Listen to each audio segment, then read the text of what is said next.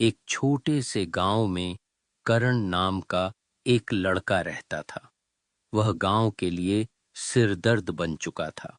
चोरी, झूठ और धोखाधड़ी में उसका नाम सबसे ऊपर था। गांव के लोग उससे तंग आ चुके थे, लेकिन करण को अपनी हरकतों पर कभी पछतावा नहीं होता था। उसके माता पिता भी अब उससे परेशान हो चुके थे। वे अक्सर सोचते थे कि करण का भविष्य क्या होगा, लेकिन करण को इन सब बातों की कोई परवाह नहीं थी। फिर एक दिन ऐसा आया जब करण ने गांव के सबसे धनी व्यक्ति ठाकुर साहब के घर से कीमती सामान चुराने की ठानी। ठाकुर साहब का घर गांव के किनारे पर था और उसके चारों ओर ऊंची दीवारें और सुरक्षा के लिए कुत्ते तैनात थे। लेकिन करण को अपनी चालाकी पर पूरा भरोसा था। वह देर रात को घर से निकला और चोरी करने में सफल हो गया। लेकिन इस बार किस्मत उसके साथ नहीं थी। जैसे ही वह सामान लेकर भागने लगा, गांव के पहरेदारों ने उसे देख लिया और उसका पीछा करने लगे। गांव के लोग करण को पकड़ने के लिए उसके पीछे दौड़ने लगे। करण का दिल तेजी से धड़क रहा था, लेकिन वह हिम्मत नहीं हारा। वह गांव के बाहर की ओर भागा। भयानक जंगल था। वह जानता था कि अगर वह गांव के लोगों के हाथ लगा तो उसकी खैर नहीं। जंगल का नाम सुनते ही गांव वालों के पांव ठिठक गए। करण ने पीछे मुड़कर देखा तो पाया कि गांव वाले उसका पीछा करना छोड़ चुके थे। उसने राहत की सांस ली, लेकिन जंगल की ओर मुड़ते ही उसकी धड़कनें फिर तेज हो गईं। यह जंगल सामान्य नहीं था। यहां हमेशा अंधेरा छाया रहता था, चाहे दिन हो या रात। पेड़ इतने ऊंचे और घने थे कि आसमान की रोशनी भी उन तक नहीं पहुंच पाती थी। जंगल के अंदर जाते ही करण को अजीब अजीब आवाजें सुनाई देने लगीं। वह पेड़ों के बीच से निकलते हुए आगे बढ़ता गया। उसे महसूस हुआ कि कोई उसकी हरकतों पर नजर रख रहा है। उसकी सांसें तेज हो रही थीं, लेकिन वह लगातार भागता रहा। तभी अचानक एक भयंकर भेड़िया उसके सामने आ गया। उसकी लाल लाल आंखें करण को घूर रही थीं और वह भयानक आवाज में गुर्रा रहा था। करण को अपनी जान का खतरा महसूस हुआ। उसने भागने की कोशिश की, लेकिन भेड़िया उसका पीछा कर रहा था। डर के मारे करण के पांव कांप रहे थे। वह भागते भागते एक गहरी खाई के किनारे पहुंच गया।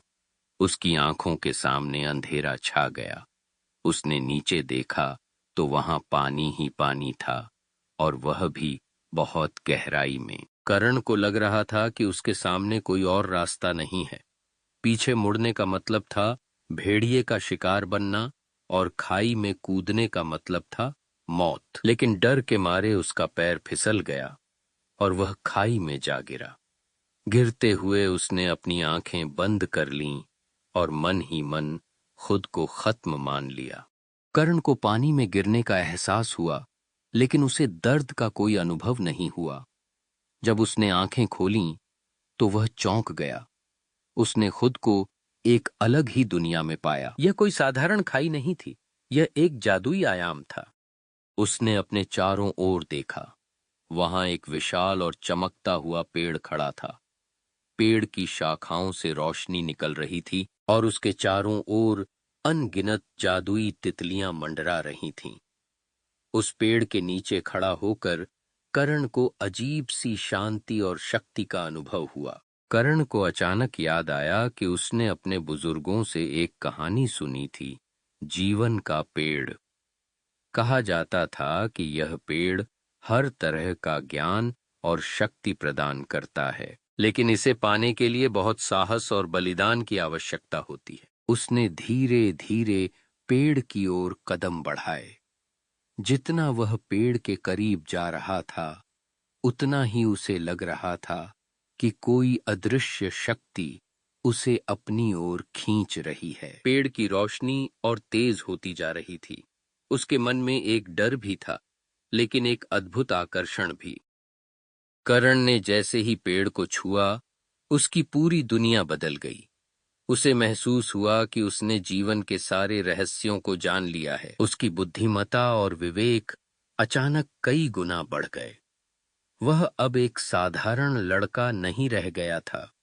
अब वह दुनिया के सबसे बुद्धिमान इंसानों में से एक बन चुका था। वह उस पेड़ की शक्ति को पूरी तरह महसूस कर रहा था। पेड़ ने उसे असीम ज्ञान और शक्तियां प्रदान की थीं, लेकिन साथ ही एक जिम्मेदारी भी। उसने कर्ण को जंगल से बाहर निकलने का रास्ता दिखाया और उसे एक नई पहचान दी। जब कर्ण वापस गांव पहुंचा तो लोग उसे देखकर चौंक गए।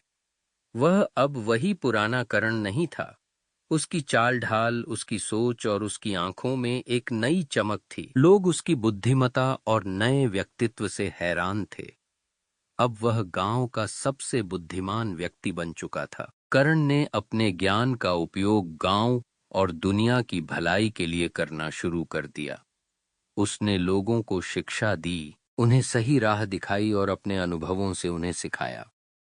कर्ण ने जीवन के पेड़ तक जाने का रास्ता एक गुप्त किताब में लिखा और उसे गांव के सबसे गहरे और सुरक्षित स्थान पर छिपा दिया। उसने इस रहस्य को हमेशा के लिए सुरक्षित रखने का प्रण लिया। कर्ण अब एक साधारण चोर नहीं था, वह एक महान व्यक्ति बन चुका था, जिसने अपने जीवन को दुनिया की भलाई के लिए समर्पित कर दिया था। लेकिन उसके मन में हमेशा एक सवाल रहता था, क्या कोई और उस जादुई पेड़ तक पहुंच पाएगा? और अगर हाँ, तो क्या वह भी इस जिम्मेदारी को निभा पाएगा?